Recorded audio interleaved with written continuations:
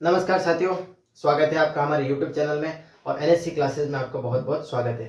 तो आज हम पढ़ेंगे वैदिक विधि से गुणा करना, यानी कि वैदिक विधि से जो है हम मल्टीप्लिकेशन करना सीखेंगे। टू डिजिट से और 3 डिजिट का मल्टीप्लिकेशन 3 डिजिट से हम सीखेंगे।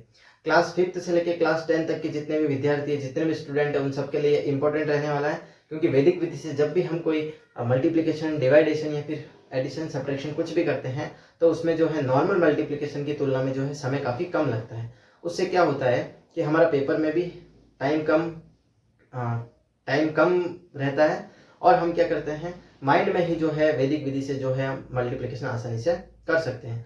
अब कैसे करना है वो मैं आपको सिखाता हूँ। तो देखिए, मैंने आपके सामने दो एग्जाम्पल लिखे हुए हैं। एक है 23 मल्टीप्लाई 42 एंड दूसरा है 23 मल्टीप्लिकेशन 42, यानी कि दोनों सेम क्वेश्चन है। एक को हम करेंगे नॉर्मल तरीके से, एक को हम करेंगे वैदिक विधि से। तो देखो, नॉर्मल आप सभी को आता ही है कि टेबल बोलनी होती है कि 3 टू ज़ा कितना होता है 6, 2 टू ज़ा हो गया 4 और ये कितना हो जाएगा 4 3 ज़ा 12, 1 यहाँ पे कैरी, 4 टू ज़ा 8 प्लस 9। ये आप सभी को नॉर्मल मल्टीप्लिकेशन लगभग सारे विद्यार्थियों को आता है। बट बात आती है वैदिक की। तो वैदिक को सॉल्व करने के लिए हमें क्या ध्यान रखना है, एक चीज ध्यान रखनी है। क्या ध्यान रखना है, हमें एक पैटर्न ध्यान रखना है। पैटर्न हमारा होगा स्ट्रेट लाइन, क्रॉस और स्ट्रेट लाइन, यानी कि इस पैटर्न को हमें ध्यान में रखना है, straight line, cross and straight line. अब इसका मतलब क्या है वो मैं आपको समझाता हूँ। सबसे फर्स्ट वाली स्ट्रेट लाइन जो है उसका मतलब होता है कि यहाँ पे एक स्ट्रेट लाइन हो, ये हमारी फर्स्ट वाली स्ट्रेट लाइन हो गई। सेकंड वाली स्ट्रेट लाइन क्या है, सेकंड वाला क्या है, पैटर्न क्रॉस है। क्रॉस का मतलब क्या होता है, यहाँ पे हमें एक क्रॉस बनाना है। थर्ड वाला क्या पैटर्न है कि एक स्ट्रेट लाइन है। स्ट्रेट लाइन यानी यहाँ पे हमें एक स्ट्रेट लाइन बनानी है। अब देखो इसका क्या मतलब हुआ, जो ये पैटर्न बन रहा है उसी के अकॉर्डिंग हमें क्या करना है, नंबर्स का मल्टीप्लिकेशन करना है। और पैटर्न याद करना बहुत आसान है, दोनों तरफ स्ट्रेट लाइन है, बीच में क्रॉस है। मेरे साथ वापस रिपीट करोगे कि दोनों तरफ स्ट्रेट लाइन है, बीच में क्रॉस है, तो आपको आसानी से ये पैटर्न याद हो जाएगा। अब देखो, सबसे फर्स्ट वाली स्ट्रेट लाइन है, इसका मतलब क्या हुआ, 3 की टेबल 2 बार, यानी 3 टू ज़ा कितना होता है 6 होता है, वो हमने यहाँ पे लिख दिया। देन उसके बाद हमारे क्या है, क्रॉस, यानी कि क्रॉस मल्टीप्लाई। तो 2 की टेबल 2 बार बोली कितना आया 4, 2 टू ज़ा 4। 4 की टेबल 3 बार बोली कितना आया 12, तो कितना हो गया ये 12, और दोनों को हम कर देंगे ऐड। 12 प्लस 4, 4 कितना हो गया 16, और हमने यहाँ पे एक लाइन खींच के लिख दिया 16। अब देखो ये चीज भी आपको माइंड में कर सकते हो, क्योंकि 5th क्लास से लेके 10th क्लास तक के स्टूडेंट इतने तो माइंड में कैलकुलेटिव होते ही हैं कि 12 प्लस 4 आसानी से माइंड में ऐड कर सकते हैं। ये जस्ट मैंने आपको समझाने के लिए यहाँ लिखा है कि इन दोनों को क्या करना है, ऐड करना है। ऐड करके ही हमें यहाँ पे लिखना होता है। तो देखो, क्रॉस मल्टीप्लिकेशन हो गया, स्ट्रेट लाइन हो गई। देन हमारा क्या होता है, एक स्ट्रेट लाइन। स्ट्रेट लाइन मतलब 4 का टेबल 2 बार, 4 टू ज़ा कितना होता है 8 होता है, वो 8 हमने यहाँ पे लिख दिया। अब ये जो चीज है उसको समझिए, ये जो ब्लॉक बने हुए हैं 3, यानी 3 जो पार्ट बने हुए हैं, तो हमें ये चीज ध्यान रखनी है कि प्रत्येक पार्ट, यानी कि जो हमारे ये 3 ब्लॉक बने हुए हैं उसमें सिंगल डिजिट ही रहना चाहिए। ये लाइन सबसे इंपॉर्टेंट है कि जो ये ब्लॉक बने हुए हैं उसमें सिंगल डिजिट ही रहना चाहिए। जहां पे डबल डिजिट दिखे आपको, एक डिजिट जो है उसको आगे ट्रांसफर कर दो। जैसे कि यहाँ पे सिंगल डिजिट है, तो सिंगल डिजिट है तो सीधा आंसर में आ जाएगा 6। देन उसके बाद यहाँ पे डबल डिजिट है, तो डबल डिजिट होने की कंडीशन में हमें क्या करना है कि जो ये 1 है, जो इस तरफ वाला डिजिट है, उसको हम आगे ट्रांसफर करके ऐड कर देंगे। तो ये 6 तो यहीं पे आ जाएगा, और ये 8 प्लस 1 कितना हो जाएगा 9 हो जाएगा। तो ठीक है, तो दोनों का आंसर सेम आ गया। ये जो है वैदिक विधि से मल्टीप्लाई करने का एक तरीका है, 2 डिजिट का मल्टीप्लिकेशन 2 डिजिट से। वापस एक बार रिपीट कर लेता हूँ। पैटर्न हमें क्या याद रखना है, straight line, then cross and then straight line. और अब हमें क्या करना है, माइंड में ये सारी चीजें कैलकुलेट करनी है। ये जो चीज है ये हमें लिखना नहीं है, ना नोटबुक में लिखना है ना पेन से लिखना है। हमें सारी चीजें क्या करना है, माइंड में इसको सॉल्व करने की प्रैक्टिस करनी है। आप जितनी प्रैक्टिस करोगे उतने आसान जो ये एग्जाम्पल और ये मल्टीप्लिकेशन आपको आसान लगेंगे। देखो इसका एक और एग्जाम्पल ले लेते हैं। अब इसका एक और एग्जाम्पल ले लेते हैं आपके सामने। जैसे एग्जाम्पल नंबर 2, किस तरीके से सॉल्व करना है, मेरे साथ साथ आप भी सॉल्व करोगे तो आपकी प्रैक्टिस अच्छे से हो पाएगी। जैसे मैंने यहाँ पे लिख दिया 41 मल्टीप्लाई 22। तो हमें जैसे ही क्वेश्चन देखा, फर्स्ट प्रोसेस हमें क्या याद रखना है, स्ट्रेट लाइन। स्ट्रेट लाइन यानी 2 1 जा 2, यहाँ पे आंसर लिख दिया 2।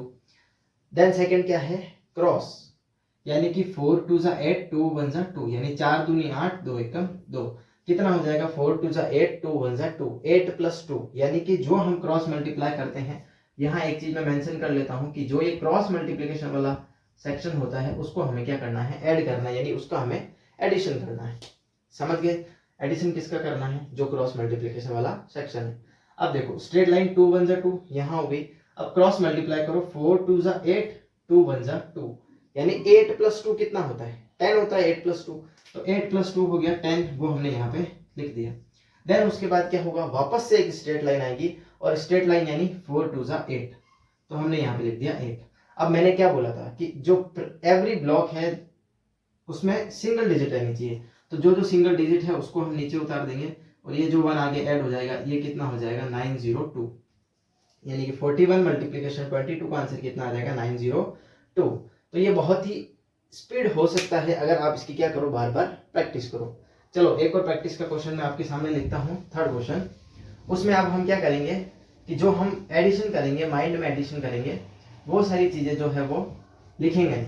मतलब अब मैं आपके सामने जो क्वेश्चन लिखूंगा उसमें ट्राई ये करना कि कोई भी चीज आप लिखो नहीं, डायरेक्ट आंसर लिखने की आप प्रैक्टिस करो। फॉर एग्जाम्पल मैंने एक क्वेश्चन लिखा जिसके 32 मल्टीप्लिकेशन 43। चलो इसको सॉल्व करने की कोशिश करते हैं। अब की बार जो ये 2 डिजिट है उसको भी हम माइंड में आगे ट्रांसफर करके डायरेक्ट आंसर लिखने की प्रैक्टिस करेंगे। कैसे? देखो फर्स्ट क्या था, स्ट्रेट लाइन। स्ट्रेट लाइन मतलब 3 2 6, आंसर में कितना आएगा 6। अब देखो फिर क्या आता है, क्रॉस। 3 3 9, 4 2 8, वापस देखो 3 3 9, 4 2 8, यानी कि 8 + 9, 8 + 9 कितना होता है 17 होता है। ये आप माइंड में कर सकते हो कि 8 + 9 कितना होता है 17 होता है। और हमें ये चीज पता है 17 पूरा नहीं आएगा, 17 का क्या आएगा, पीछे वाला नंबर 7 आएगा। तो हमने आंसर में लिख दिया 7। 17 का पीछे वाला नंबर कितना आया 7, और 1 हमारे माइंड में कैरी रखा कि 1 हमें ऐड करना है, हमने माइंड में रख दिया कि 1 हमारा क्या करना है, ऐड करना है। अब देखो स्ट्रेट लाइन वापस से 4 3 12, 12 तो आंसर, और 1 उधर से जो है ऐड करना है, तो कितना हो जाएगा 13। तो इसका आंसर कितना हो जाएगा 1376, मतलब 1376। तो this is the simple process और सिंपल मेथड जिससे आप एक लाइन में, सिंगल लाइन में आप इस मल्टीप्लिकेशन का आंसर निकाल सकते हैं।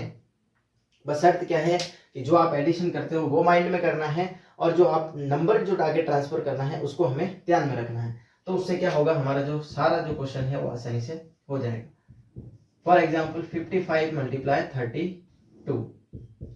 चलो इसको ट्राई करते हैं, आप भी साथ साथ में ट्राई करें, और ये ट्राई करें कि डायरेक्ट आंसर लिखने की कोशिश करें। एडिशन भी माइंड में करना है, एंड जो नंबर आगे ट्रांसफर करना है वो भी सारा हमें क्या करना है, माइंड में करना है। अब देखिए सबसे पहली प्रोसेस क्या था, स्ट्रेट लाइन। 5 2 10, क्या 5 2 10 है? क्या 10 पूरा आएगा? क्या नहीं, कितना आएगा, पीछे वाला 0 आएगा, और 1 हमारा क्या हो जाएगा, कैरी, यानी हमें माइंड में रखना है कि 1 को हमें कहीं ना कहीं आगे जाके ऐड करना है।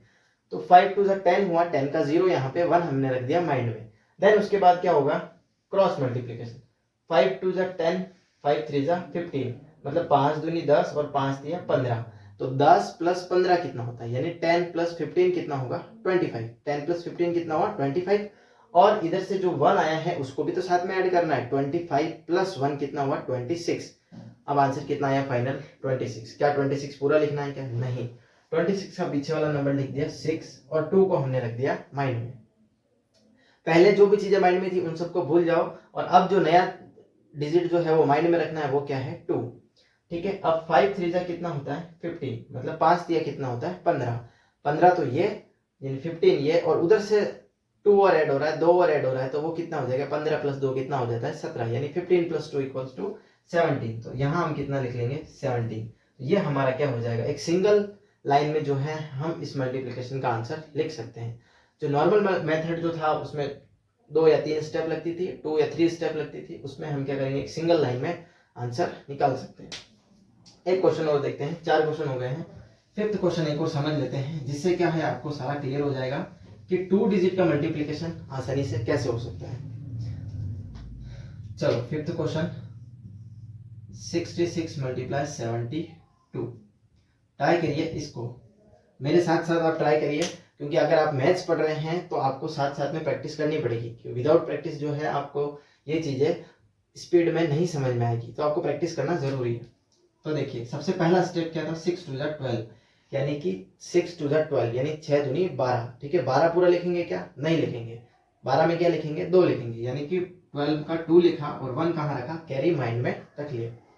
ठीक है, अब देखो क्रॉस मल्टीप्लाई, 6 दूनी 12, 7 6 जा 42, यानी 6 2 जा 12, 7 6 जा 42, मतलब कि 42 प्लस 12, 42 प्लस 12 कितना होता है, 54।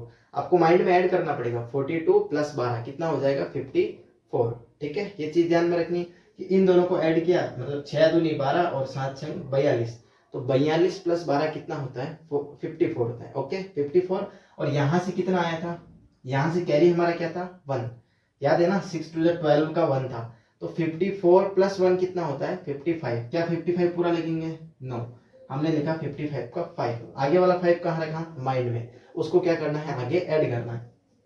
6 7 तक कितना होता है, यानी 6 7 कितना होता है, 42 होता है। 6 7 तक कितना होता है, 42, 6 7 42 होता है। और 42 प्लस हमने कैरी कितना रखा था, 5, मतलब 42 प्लस 5 कितना हो जाएगा, 47 हो जाएगा। तो 42 प्लस कितना हो जाएगा, 47 हो जाएगा। तो 47 52 जो है हमारा इसका आंसर हो जाएगा इन अ सिंगल लाइन, मतलब एक ही सिंगल लाइन में जो है हमने इस मल्टीप्लिकेशन का आंसर निकाल दिया। ठीक है, आई होप आपको ये जो वैदिक विधि से 2 डिजिट का मल्टीप्लिकेशन है वो आपको समझ में आया होगा। साथ साथ में प्रैक्टिस करें और उसको अच्छे से समझें, ताकि क्या है कि आपकी स्पीड भी बने, और कोशिश करें कि ये जो सारी चीजें माइंड में मैं ऐड कर रहा हूँ जैसे वैसे भी आप माइंड में ऐड करें। उससे क्या होगा, सिंगल लाइन में जो है इसका आंसर निकल जाएगा। अब मैं आपको कुछ क्वेश्चंस प्रैक्टिस के लिए दे देता हूं, जिससे आप क्या करें, प्रैक्टिस करें और इस मल्टीप्लिकेशन पर जो है अपनी अच्छी पकड़ बनाएं, जिससे सिंगल लाइन में आप आंसर निकाल सकते हैं। जो हमारा नॉर्मल तरीका था उसको अभी भूल जाना है, नया जो हमने मेथड सीखा है उसको फॉलो करना है। तो मैं आपको कुछ प्रैक्टिस के क्वेश्चंस दे देता हूं। 79 मल्टीप्लिकेशन 23, सेकंड हमारा क्वेश्चन हो जाएगा 86 मल्टीप्लिकेशन 71, थर्ड हमारा क्वेश्चन हो जाएगा 94 मल्टीप्लिकेशन 36। ये 3 क्वेश्चन आप ट्राई करें और प्रयास ये करें, कोशिश ये करें कि जो भी चीज आप लिखो, लिखना तो वैसे कुछ है नहीं, लिखना सिर्फ एक सिंगल लाइन में डायरेक्ट आंसर है। जो भी चीज आप मल्टीप्लाई करो, ऐड करो, या फिर ट्रांसफर करना हो आगे, जो सिंगल डिजिट आगे ट्रांसफर करने हैं उनको ऐड करना, वो सारी चीजें आप माइंड में रखें, क्योंकि माइंड जितना चलेगा उतना ही ये मल्टीप्लिकेशन आसान लगेगा। तो आज के लिए बस इतना ही। थैंक यू सो मच, धन्यवाद। नेक्स्ट वीडियो में हम 3 डिजिट का मल्टीप्लिकेशन 3 डिजिट से कैसे करते हैं वैदिक विधि से, वो हम समझते हैं। तो आज के लिए बस इतना ही। ये 3 क्वेश्चन जरूर सॉल्व करें। थैंक यू सो मच, धन्यवाद।